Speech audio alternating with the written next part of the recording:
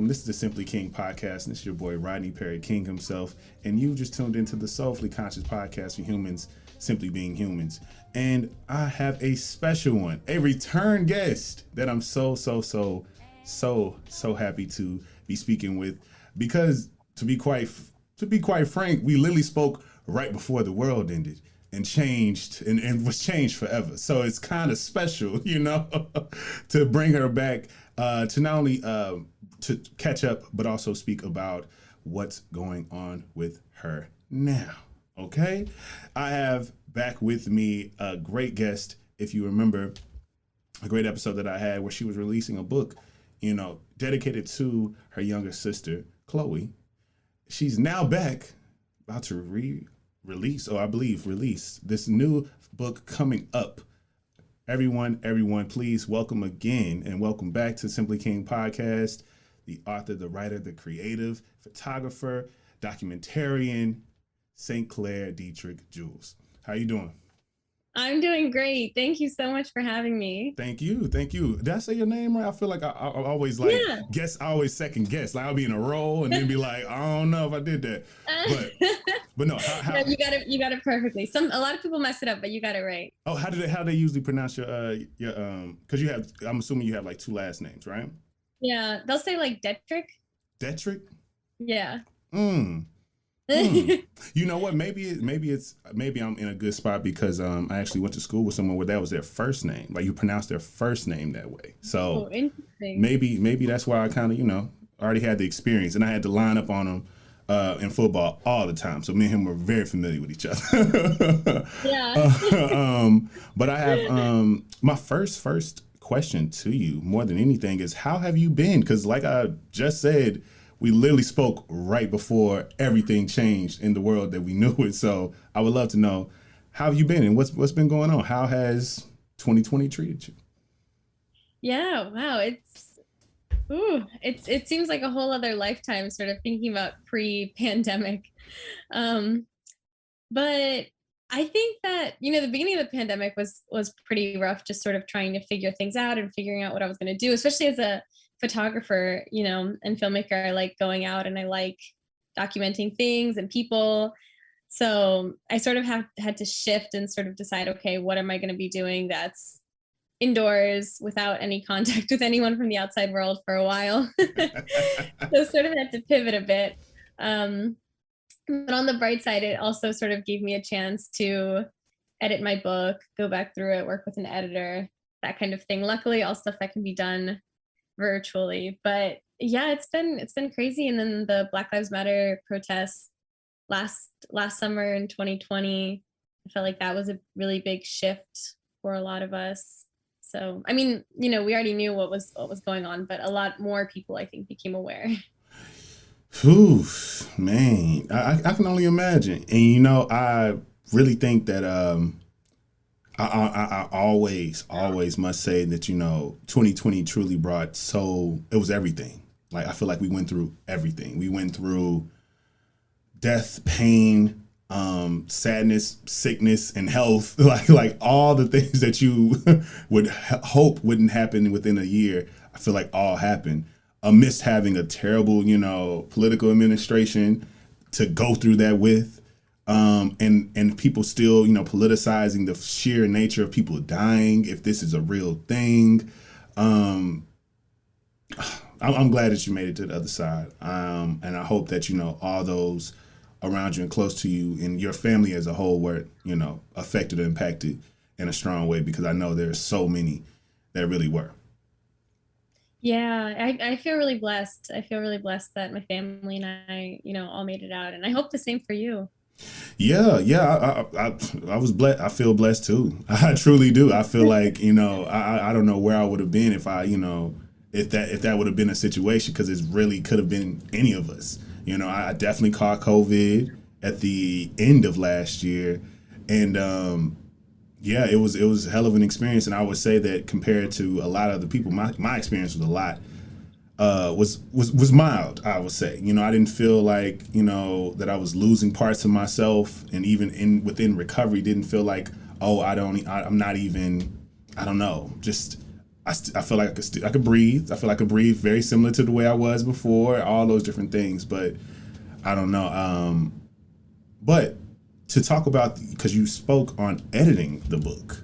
Now, let's talk more about that specifically. What drove you to want to edit the book? Was there any influence prior to the kind of the awareness of the the looming pandemic that was coming into our lives, or was it some type of creative decision too?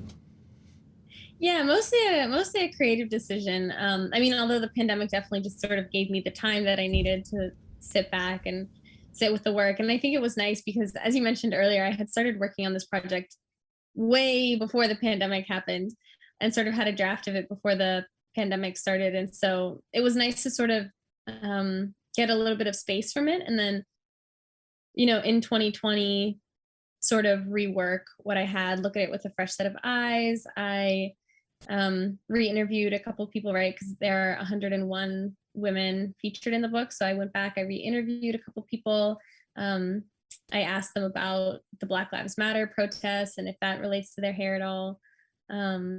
Yeah, so I feel like sort of having the time to go through that, and again, this time having an editor with me because I feel like I've been looking at my book so much. It's sometimes hard to know, like, does this make sense? Is this order good? So having an editor there, sort of guiding me, with a fresh set of eyes was really helpful too. That's really cool. I guess I would love to know. I know that might not be the most, I don't know, fun parts of the kind of administrative aspects of creativity, but I would love to know more about just how did you go about kind of finding an editor? Did you have to kind of sit down with several different editors before you found the right one, or was it kind of just someone that you've already gelled with who was already within that space who could assist you? Yeah, no, I didn't know them before, so I ended up getting an agent right before the pandemic, actually. I got a literary agent, and then she was able to get me a publishing deal with Chronicle Books, which is a publishing house based in California. And so Kudos they're to the one who was her. able to, yeah. Yeah. So again, lucky everything's virtually because I could, just connect with them all virtually. Um, yeah, and so they provided me with an editor to sort of help me go through everything, and they also provided a designer, so they have a designer who sort of redesigned. I had a general idea of what I wanted to look like, and this designer sort of, I guess, edited the book visually a bit. Yeah, yeah. How did that aspect feel? Like I know, I feel like I've heard this about screenwriting, but I'm assuming that you can really use it for all types forms of writing. That you really aren't a writer until you can rewrite something.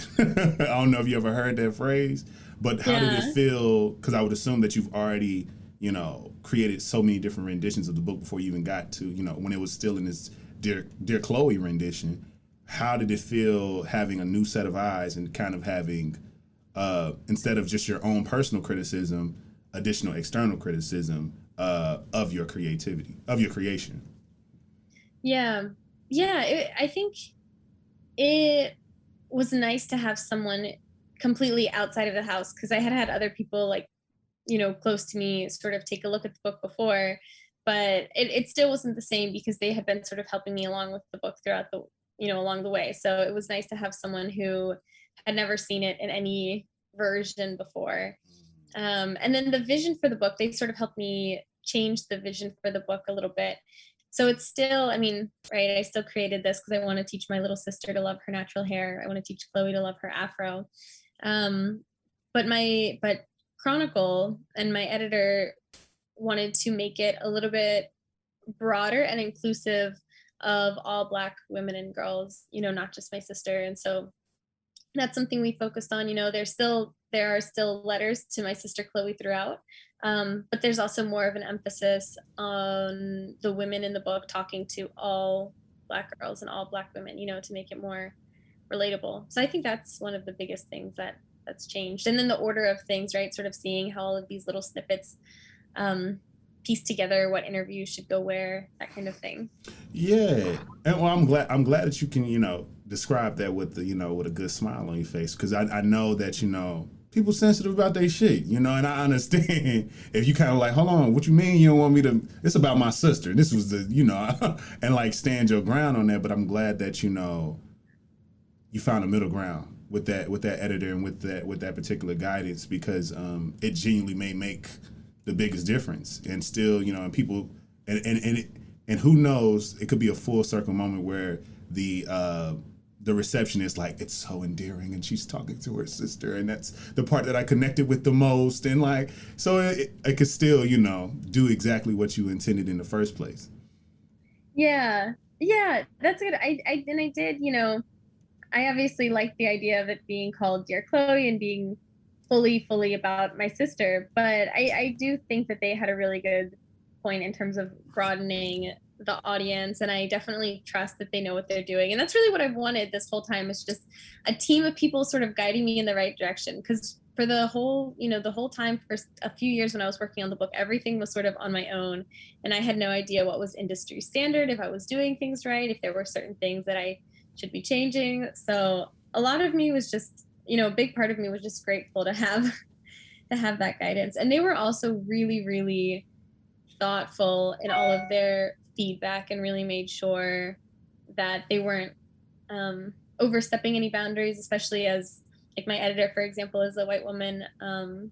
So from the beginning, she was like, if I say anything that's offensive, if any of us say anything that's problematic or offensive, definitely say that right away. So just from the beginning, it was an open environment, I think, in a lot of ways. And that's good. And kudos to, you know, to them for, you know, at least doing that and setting that as a standard out the gate, especially in 2019. Yeah. Exactly.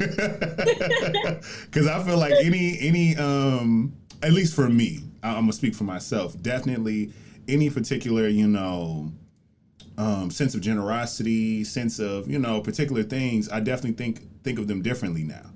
We're definitely living in a, you know, a pre-pandemic and you know, and I guess pandemic and post-pandemic era, where it's kind of like, you know, a lot of things occurred that affected all of us, and even in the midst of all those, of there being a universal calamity occurring, there's still some sense of the worst. There's still worse things happening to, you know, a few specific, you know, part of us, and it's fucking unfortunate, because it's like, damn, like, we all should just be in the house trying to stay well, and yet we still, you know, have to deal with this. Like we shouldn't even be outside for real, you know? But yet we still got to deal with this. But, you know, I don't want to get on my soapbox, but I do want to pivot somewhat within that realm of things.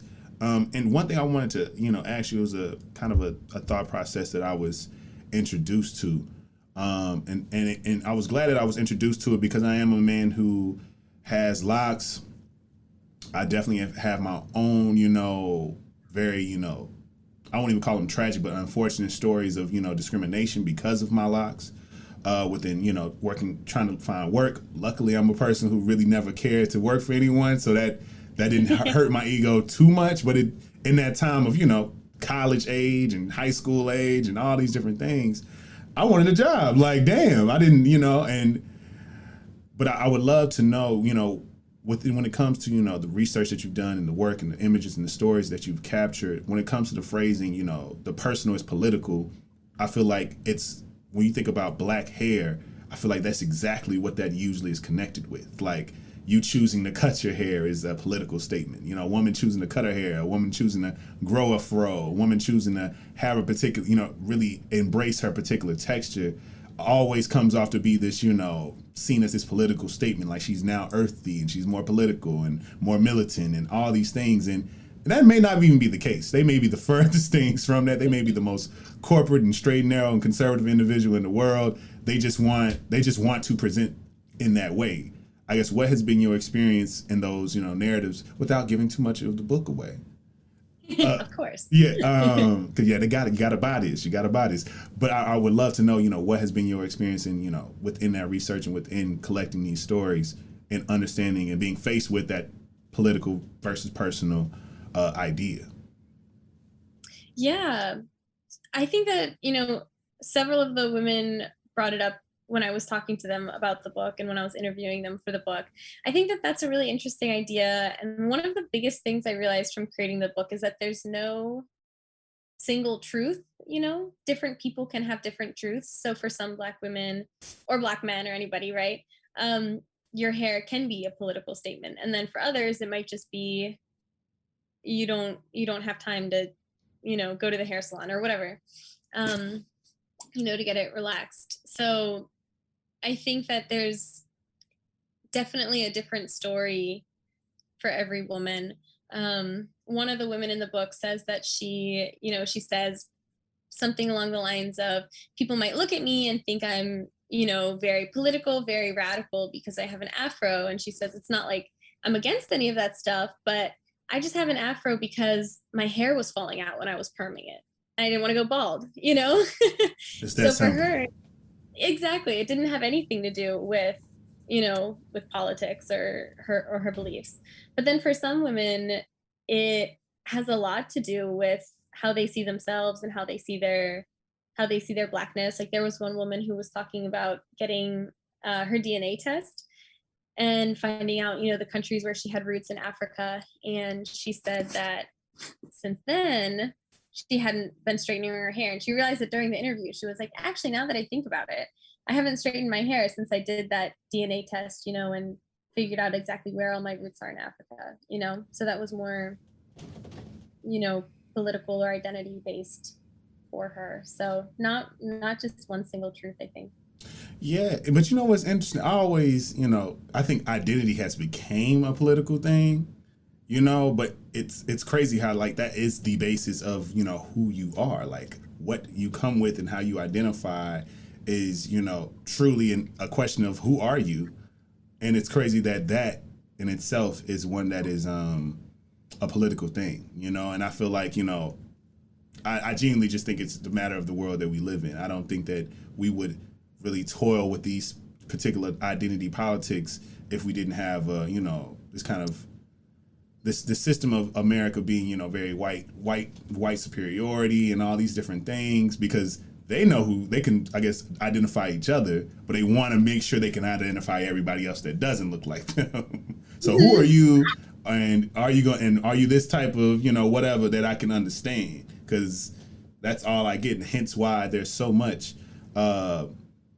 uproar about now about kind of like gender politics, and it's like really putting people in these situations of like, well, hold on, so you saying that this and them just getting kind of mixed up in things. And to me, it's kind of like at the end of the day, if it's just a question of who you are, not who you are, so then I can know how to treat you. I feel like, if all it matters is you being who you are, then it shouldn't matter how you present and what you choose to do. It is what it is. It's different things. But That reminds me of, I think it's a James Baldwin quote. Doesn't he say something along the lines of, Black people don't need white people need Black people, and they need to figure out why they need Black people? Ooh, that's a good one. I like that though, and I think that's very, very accurate, because it's kind of like, and even when you think about within art, I remember I think it was my 7th or 8th grade art teacher saying it, and I thought it was kind of profound for a white woman to say this, because it felt like she said it with that in mind. Like she said that white is the absence of color, while Black is the presence of color. And then but she made it a moment, you know what I'm saying? Like she made it real deep. And I'm like, okay, all right, okay, so what is that idea of whiteness without the other extreme? Like how valuable is whiteness if, there's nothing to really give some type of balance to? And I believe that's the thing. Like if I truly have always felt, I said last year when George Floyd happened that it felt like a cultural reset. I think in the midst of this pandemic, you had people trying to find ways to still have joy. And you had things like the Versus and people, doing DJ battles and people, connecting through live and creating just avenue, people just literally becoming together because they had to. People who cohabitate within their family and homes had to now be in each other's faces and spaces. Fathers were now learning who the hell their children were. You know, people were realizing how bad the kids are, or you know, how school's really been going, and all these different things. And I think, if anything, it was probably whimsically bringing us together and bringing us closer, even if it was for, you know, a very unpredictable reason. I think it was a cultural reset to kind of remind, like, hey, don't forget who got power. Don't forget, you know, what's going on. We still hate y'all. Y'all don't need to be blissful and happy and okay and feeling, you know, empowered in some way, shape, or form, because that's, to me, what I kept noticing. I kept noticing people speaking to, you know, wanting to pivot, speaking to, you know, not enjoying their jobs, or feeling kind of, you know, or just for the first time, finally feeling like, oh, all the things my job said we couldn't do, we now can do. You said we could never work remote, and now we're working remote. You said we could never miss a day or have this particular thing as a policy. We have to be in office, or we have to consistently do this. And you have people literally having only 4-day work weeks and and all these different things. And so it's like, so y'all was, you know, really bullshitting us the whole time, and I'd rather not be here. Or just the simple fact of what happened, you know, with the rising of, you know, of racial tension, and your company reacting to that, and it being like, damn, I never really had to have an opinion, which most Black people never really have to have an opinion about a workplace. They can kind of just already assume that it's going to be something that you have to adjust to if it's majority white. Just learning that, A, they don't care. They have yet to say anything, do anything, try to make amends, or better yet, they already are somewhat invested into our sense of oppression. But I'm getting on my soapbox. But you give me there. You give me there. But I would say that I love, like I said, you know, in the original in the first episode that we did, I really enjoy the goal and the messaging of your book, because I think you can never get enough of these particular conversations. And I think so many Black people believe that, you know, the subject matter of, you know, Black hair and just Black identity and all these different things are somewhat oversaturated at this point in time. But I think we really don't understand the grand scheme of how few of, like, our American, you know, perspective is truly a, you know, a worldwide perspective, you know. And I feel like I meet different people who have, you know, been able to travel, or people who are international, and them not know something about my particular lifestyle and existence. And I'm like, that's interesting. You know, they may know this objective sense of what Blackness is, but in terms of just the Black American experience, they still miss so many different parts and pieces. So I thank you for dedicating to, you know, capture so many different people. Like 100, you know, 100 people it's hard to get 100 people in a room. So I can only imagine what it was like, you know, gathering all of these different women to get these particular conversations and expressions from them. How emotional was it for you to kind of take all these things in within your kind of collecting stories for this book? Yeah, I mean, most of the emotions were positive. There was so much joy in creating this project, and I love that. you know, especially I had just graduated from Brown, which is obviously a PWI. But so really, I always loved it about Brown University, you know, and Rhode Island, you know. Yeah. So really, I felt like it was nice to be, you know, coming out of that, intentional to really spend time with Black women. So that was really nice and comforting and healing in a lot of ways, I think, because even though I did start embracing my hair sort of ironically in college, because there was sort of like a very close-knit, you know, Black community within the school, I still had a little bit of self-doubt, or maybe even self-hate around my hair. You know, it's like I would tolerate it, but I didn't really embrace it and appreciate it for all that it is. And so I sort of just see it as 101 affirmations that I got, you know, through Black women telling, you know, sharing their hair stories with me. And some of them were definitely, you know, traumatic. Some of them were hard. There's one woman whose mother like forcibly like put her on the ground and forcibly placed the relaxer on her head, you know. So there are Yeah.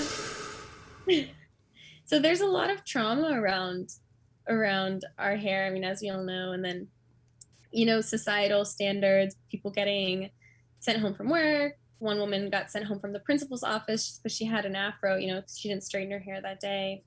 And I think, what you said earlier, some people have been complaining about natural hair is like saturating everything. There's too much talk about it. But I feel like at the very least, until the Crown Act passes nationally, how can we stop talking about black hair, right? When in more than half the country, you still can't even where your boss or your school still has the right to discriminate against you for your natural hair. So I think that, it's important that we continue talking about hair until really and truly there is no more hair discrimination. And even after that, because I think that there's a beauty in our hair that doesn't have to do with politics, right?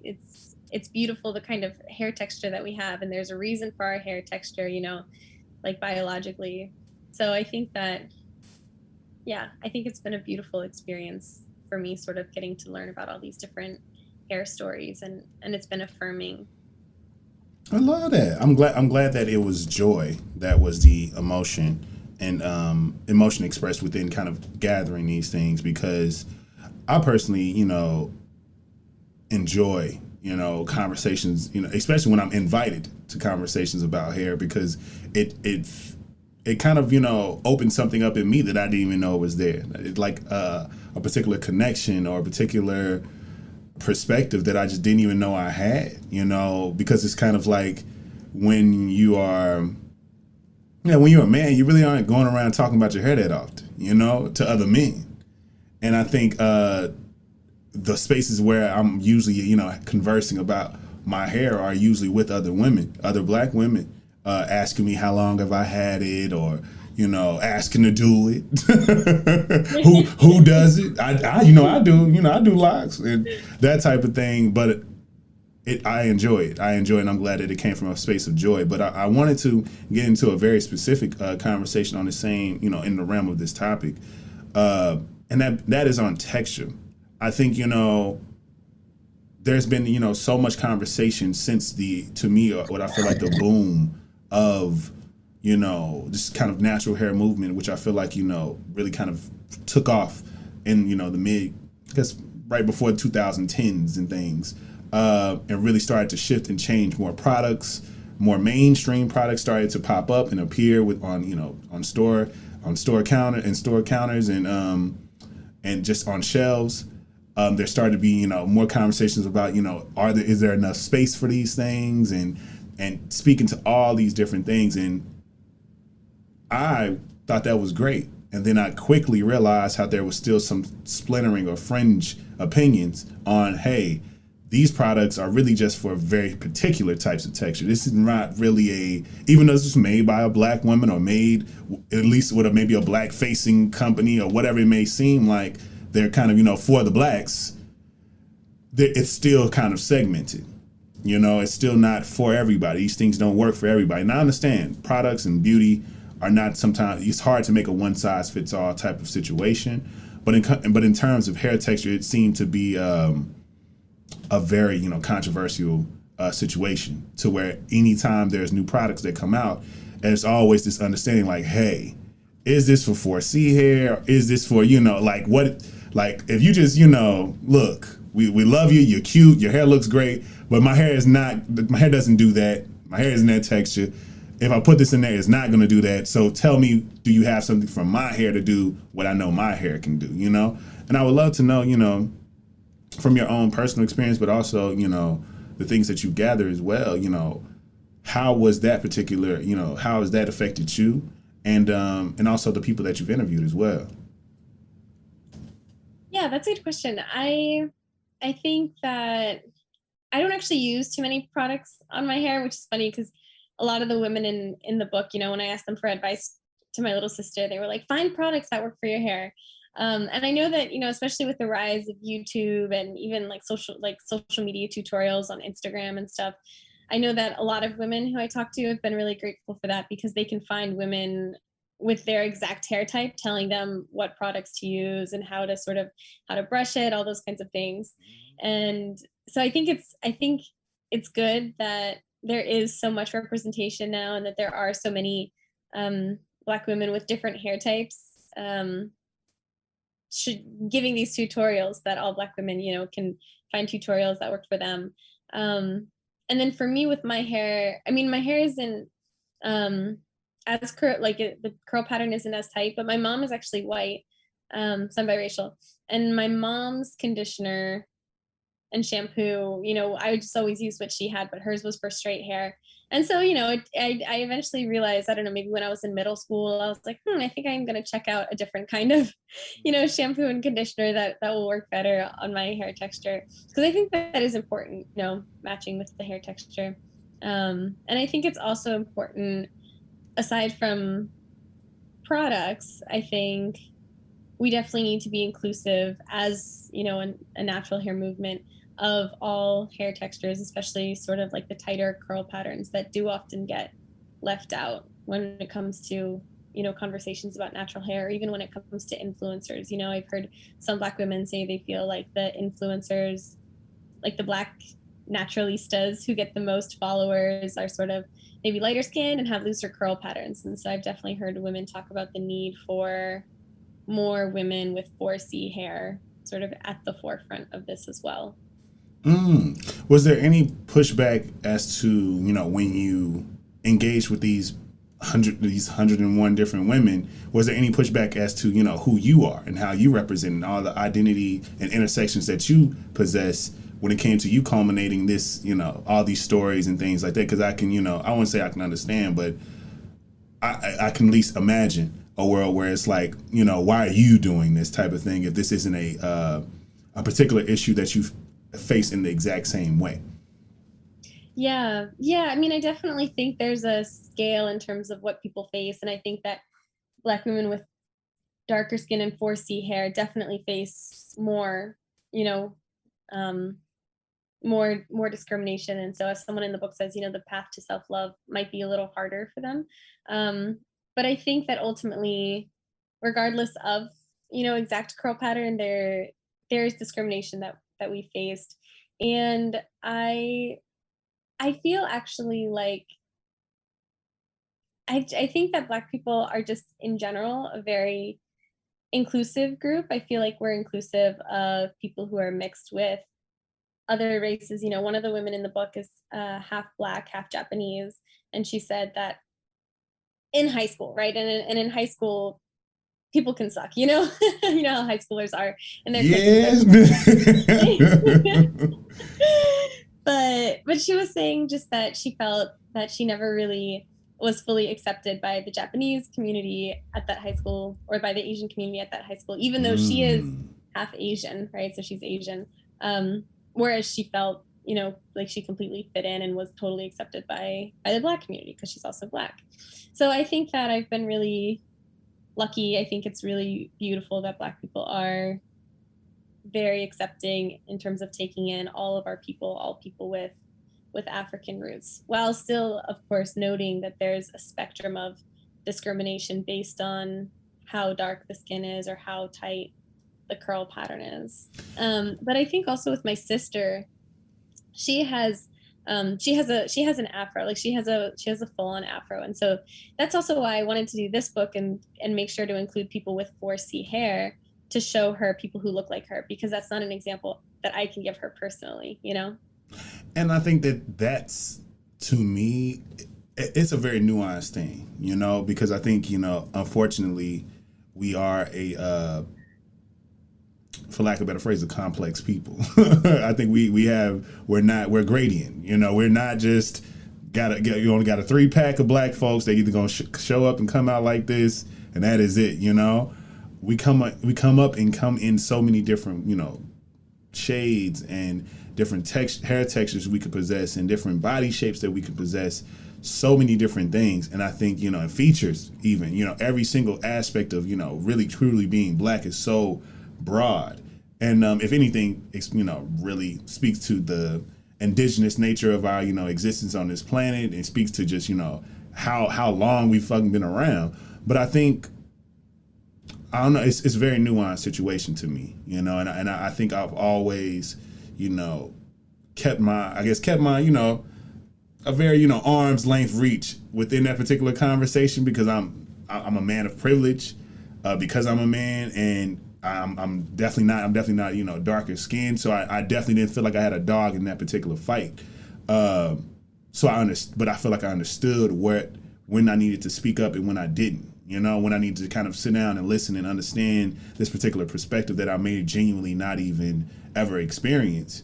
And I think, you know, there's a way to go about it. And I think we shouldn't look at Black people as, I guess, solely trying to pander to each other in a way, but truly trying our best to not only find understanding, but to continuously create, you know, connections amongst each other, because we are, like I said, are part of this kind of gradient of Blackness. Like, it's so many different things. And I think your mission and your intention behind the book is what makes it even more valid of a reason to pursue this. And the fact that you didn't put yourself in the forefront, you're not, you know, you ain't Diddy in the situation. You ain't like I know I'm telling you all about all this 4C hair, but check me out. You feel me? The fact that you're leading with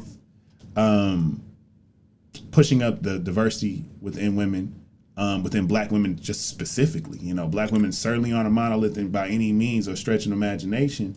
So why not show and dedicate this time and energy and my skills to showing my sister that she is not alone, and that you know, the life that she's about to, you know, really rev up to live, it's one that's been walked before within, you know, in similar paths. So I applaud you on the intention, because I think that's what's really keeps you in the space of just, you know, just truly, why wouldn't you support something like that? You know, like, you're just really trying to just show that you not only should love yourself, but there are people who have been loving themselves in their skin for a long time, and they may have had the same beginnings of not feeling that way, and that's okay. That's human, you know.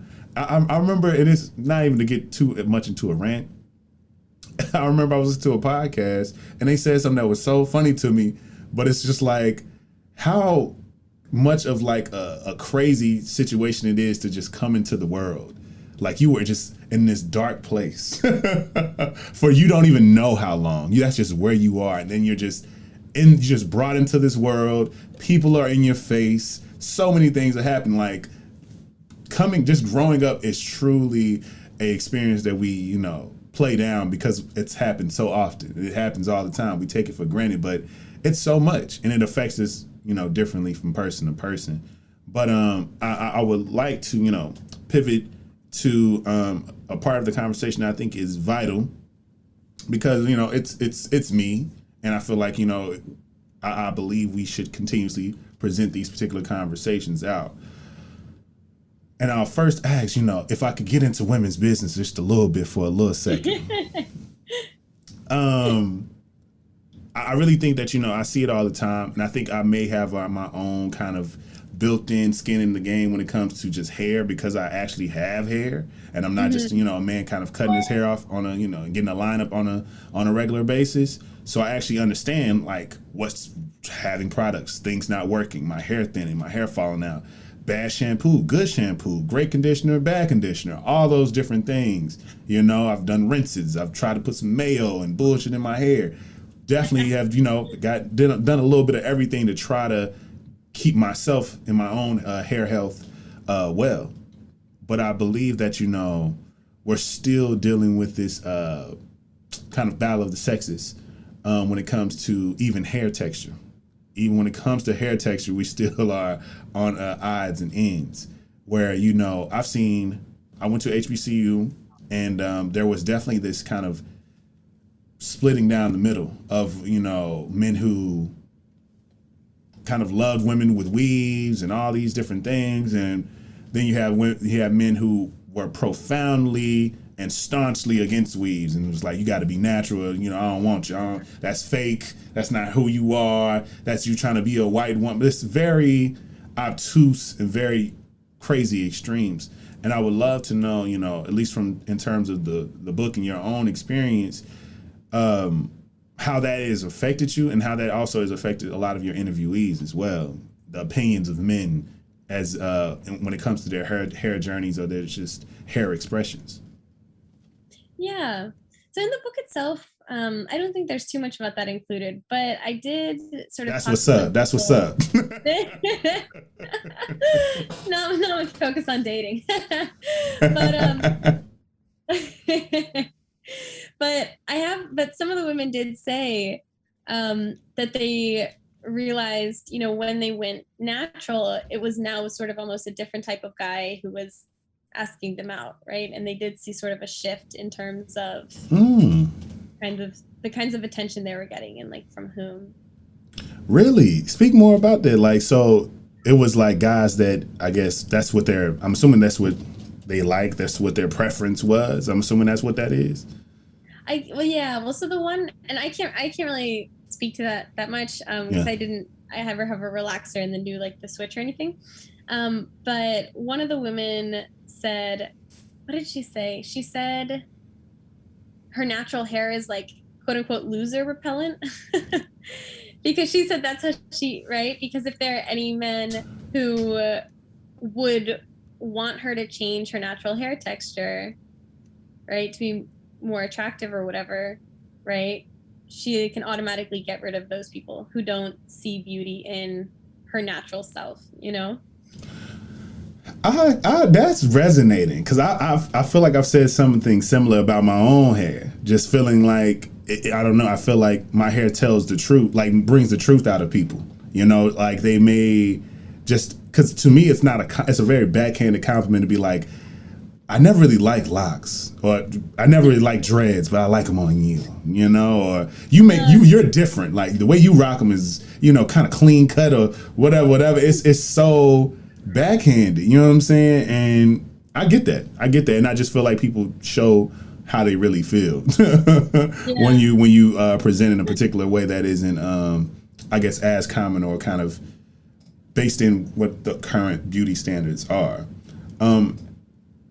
So would you say that that's never been a topic of discussion or a situation you've ever experienced personally? I guess the topic of your hair and dating, I guess.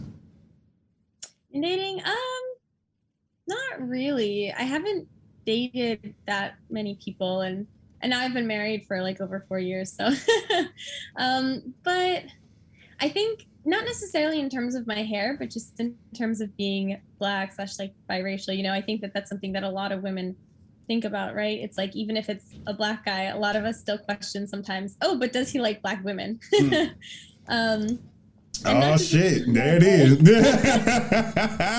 That's it. But you know, I literally just had a episode last week, you know, where we were speaking on that very topic, you know, and I think, and I love, shout out to my guest Chesmore, I call him Simon Montique, who spoke to that, and it's this idea of, you know, white women being this prize, and I think in result of that, everything closer to that is kind of, you know, put at a different level. So if your hair is straighter and your hair is, you know, closer to that particular texture, and also if the skin goes with it, if your skin is also lighter, then, you know, if your hair is light and your skin is light, then hey, you know, you get this kind of extra bump and extra kind of, you know, prestige, I guess, for some Black men, which is crazy to me. It really truly is, and I be intrigued by it every single time, and I think I can understand exposure to a certain degree. Like if you grew up in a particular, you know, predominantly white neighborhood and all those different things, that somewhat makes sense to me, but it only makes sense to me while you're there. You know, a lot of those people that I feel like, you know, who that's the exposure and introduction, a lot of them go to bigger schools that may not be as quote unquote diverse as they can be, but they end up not being around just their own, you know, the same demographic of individuals. And also just going out in the world and just seeing other individuals. And I get it. You may not have a very diverse group of people, but damn, like you ain't never just been out and just seen somebody and been like, damn, like she is amazing. Like I need to talk to her. It genuinely feels like it's tunnel vision. If the Black men who like white women or quote unquote exotic women exclusively, it's disgusting, you know, because it just feels, I don't know, it just feels so icky to me, because it's like, so you saying you genuinely haven't dated somebody of the same race, like Yeah. like of the same race, Exactly. like I could get that if you live in Finland. I It may be hard to find, somebody that look like yourself, but you live in America. You live in Yeah, this is America. Yeah, you live in America, and like most, and everybody doesn't have that rural. I grew up in a rural town with it was only 2-3 black people type of story. Like that's not yeah. most of us, but it feels like in major cities specifically is where we see it the most of that particular energy. Personally, I'll say it here, and I'll continuously say it. I feel like I've said it before. It's trash. I personally wouldn't allow it within my circle of individuals, and I hope more men stand up and speak to that as an issue that really can't be allowed, because it's kind of like, what's the point? Because in all honesty, my guy, you got hair too. 9 times out of 10, the women that you're rejecting and saying that they need to either change their hair or keep it that way, and by every means necessary, they better keep it that way because that's how you stay down. Personally, I've never cared. I've been a man with hair for most of my life, and I never thought that, I always knew what it meant to me, so I never wanted to impose on what it could mean for whoever else. I'm not going to tell you how to be, because you're not going to tell me how to be. And trust me, plenty of people have asked me that silly question of, so when you going to cut it? So when you going to, nah. And it's like, that annoys me, and that's on a very trivial level. I can only imagine how it feels when someone is literally pressed with a question of like, why do you wear your hair like that? Or, why'd you go and cut your hair? You're like a man. Or all these very derogatory type of statements.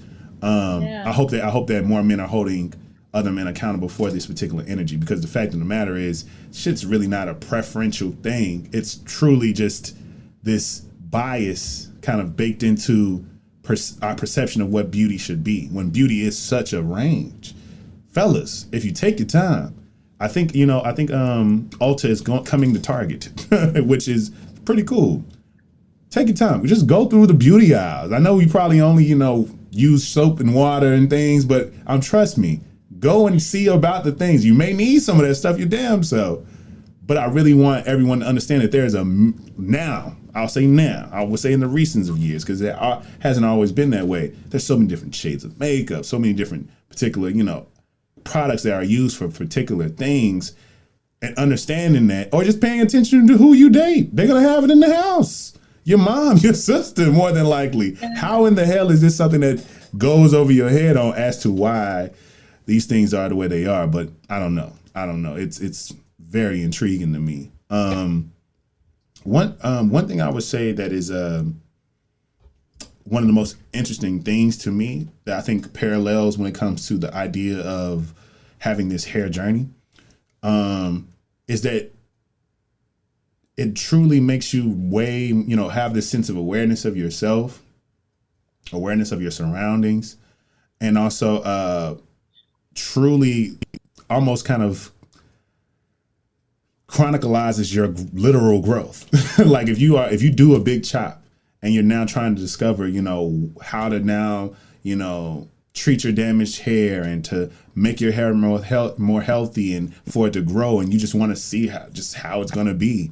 To me, I think it's such a testament of just overall growth. I think it's truly just giving you the tools that you need, because you can juxtapose those same things to, what I would say, just overall personal development, just now that I'm using products, I'm trying, this doesn't work, shifting and assessing what works, and so I can keep it, building better habits, keeping that, make sure you got that bonnet on at night, make sure you got that do-rag on, protecting them edges, all those different things, because you can juxtapose that to life. Like if you always are forgetful, and if you always, have consistently had these bad habits that really have been affecting your health, all those things affect the overall quality of your life and ultimately affect the quality of your hair as well.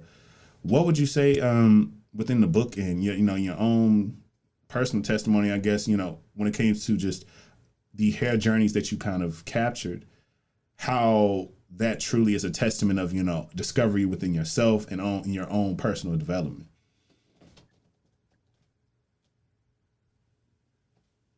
Yeah, well, I think I mean, several of the women talk about the patience that's required, or that they sort of had to learn, especially, for the women who had relaxers since they were, little kids. And so some of them talked about having to really just meet their hair for the first time and learn what it likes, what it doesn't like, what products it likes, how to comb it, all that stuff, And so I think that's a big thing. A lot of them talked about patience and having to have patience, and also having respect and love for your hair, right? Like loving your hair enough to take good care of it and to spend time with it. And one woman talks about um, sort of doing her hair as a form of self-care, because it's just her and her hair, right? She can't really be distracting doing other things because she's focused, her hands are in her hair.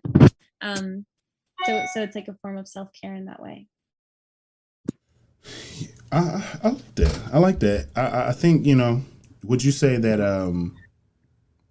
because I really do believe that there's this, interesting, action to kind of, make us not really get into who we are and accept who we are and all these different things. And I think it goes hand in hand, when it comes to our hair as well. The attack on quote unquote, black beauty, and how blackness shows up to me is a direct kind of, attack on just how we feel about ourselves and, discovering who we are and what we like and how we would want to present and the things we want to just try on. And I love. It's one of the most magical things that I think, women exhibit on a very low level of magic. Just changing your damn hair all the time. Like I love this as an option of like going from short to long, braids to twist, wearing your actual hair out, putting a weave in, wearing a wig, changing the color, getting a rinse, changing it, playing with some textures and things. Like I love to see that. It brings me so much joy. Because it's like, this is how you showing up. It's like you can't keep them guessing. You turning heads, you're looking great with it, and I don't know, it just feels so artistic and it feels so cool. And I've always admired it. And this is coming from a man who's had the exact same hairstyle for 12 years. You know what I'm saying? but I've enjoyed the witnessing the journeys that have happened in front of me, to my friends, and just what I see online all the time, just seeing there being this new trend of things that, people get into, or people bringing things back. And I'm going to ask you this, and trust me, you do not have to take me serious with this, but I truly, truly feel like they need to bring back the updos. I feel like updos, it's been time. We know how, style and fashion forecasting works. It's time. Like they kind of died out well before, the late to the late 90s, you know what I'm saying? It's been well over, a good decade and some change at this point. We might as well go ahead and bring them back. I think I tweeted a while ago, I put $40 on anybody hairstyle for that. You know what I'm saying? It should still cost that much. I feel like it was about $40 in the 90s. But like, I love that. Do you have a particular I guess favorite a hair inspiration, or do you kind of just truly just follow your own wherever your hair takes you? Do you have any particular hair people that you follow to get hair inspirations from, either from styles for particular occasions, any of those particular things? I guess I'm not too into the influencer culture, and what I mean by that is that there's not sort of like a set of influencers who I like religiously follow. But whenever I want to do my hair in a special way, I'll just usually Google hairstyles for my hair type. But that's something that I do want to do more, and that the book sort of inspired me to do too, is just sort of play around with my hair a little bit. So it's not just always like down or in a ponytail, but, just trying out new things, like, even like Bantu knots or different braided styles. Like that's something I would like to get more into. Yeah, get some spiral curls, get the mold up. yeah. I love it. I like that. Well, I appreciate you, St. Clair. I appreciate you so much. And And I truly applaud you for going, really just not allowing the pandemic to set you back in any way. You literally came out even stronger with a brand new, product with really cool, a really cool new approach to it. And I think it's going to be received very well, and I'm so glad, and I really, really thank you for finding my podcast in the first place, 2 years ago, wanting to even, be on the pod, but also just making me a piece of your overall journey of this, piece of literature that you're putting out that's going to help so many, young black women, young black girls, and hopefully, the fellas too. I want us to understand something. If we are continuously being told that our community is broken and all these different things, I want us to understand something, that so much of that is rooted in us trying to find and root for something very specific. A lot of black men only get up in arms and get excited about things when they feel like it's a black man who is winning in some way, shape, or form, or a black man they can relate to directly in the exact same experience. It's like, yes, this guy who did this, who's from where I'm from, blah, blah, blah, that's my hero, that's it. We have to get out of our own egos. We have to get out of our own, can't be trapped in our masculinity and male identity, that we can't be inspired by stories of people from our community, to understand ourselves. And I know fellas are out here getting that hair done. They out here getting twists, they keeping that hair out. And I love the trend. I'm glad that more men are like not just sticking to, simple styles like fades and things and just or going bald or, going things like that. But like people are actually growing their hair out, having to keep up with these things. And I bet you don't know what you're doing once you get to a certain point. So you might as well, purchase the book and also look into all the other ways that you can take care of yourself and all those things. But before we close it out fully, I want to send it on. And my send it on portion is my call to action as portion of the episode. And I want you to tell everyone how they can support, when is the book coming out, and how they can support overall everything that you're doing. Thank you. Yeah. So the book is coming out September 28th, 2021, and it will be available wherever books are sold, online and in actual bookstores. And so you can go to my website, which is www.stclairdetrick-jules.com. So I'll give it to you, so maybe you can write it out. But it's StClairDetrickJules.com, stclairdetrick-jules.com. And there they can find out all the information about my book and also other things that I'll be doing in the future. I love it. Yes. Yeah, I'm gonna make sure. Cause I like how you spelled it. I might do a little cute little graphic with that one. Well, thank you. I really truly appreciate you giving me your time and you coming back on. Yeah, and I can't. And definitely. I'm definitely gonna be looking out for that release date and encouraging everyone to go and purchase the book, to tap in with you and all the things that you do. You can see all of those, links to our website, all those things in the description of this particular video, or if you're listening to this, in the description of this episode on whatever platform you're listening on. I want to thank everybody for, holding it down with me. You know what I'm saying? I'm into this, visual aspect of it all. You seem to like it. You didn't know I was cute. I appreciate it. Nobody, because a voice, people don't know what a voice is going to look like, and I appreciate that. But I appreciate everyone who's new. Appreciate everyone who's been around for a long time. I encourage and implore you to go check out the previous episode that I did with St. Clair as well, just to get the juxtaposition of in the growth. Just to hear better times. 2019 was, who knew that was the last year of so many years that was going to be normal.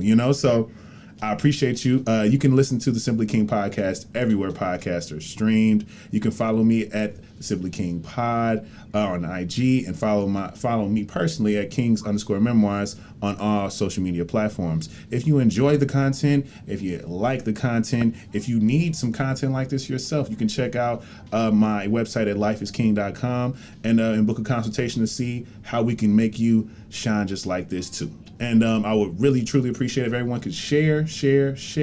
Not only like, rate, and review, because I know you're going to do that, but make sure you share, because this is family-sized content, and you'll be upset if you don't share a big-ass bag of chips that are family-sized. So I appreciate you. Make sure that you support St. Clair, support all the things, and I'll see you next week. All right? This has been the Soulfully Conscious Podcast for Humans, Simply Being Humans. This has been St. Clair, Detrick-Jules. And I've been King, and this has been Simply King. Peace.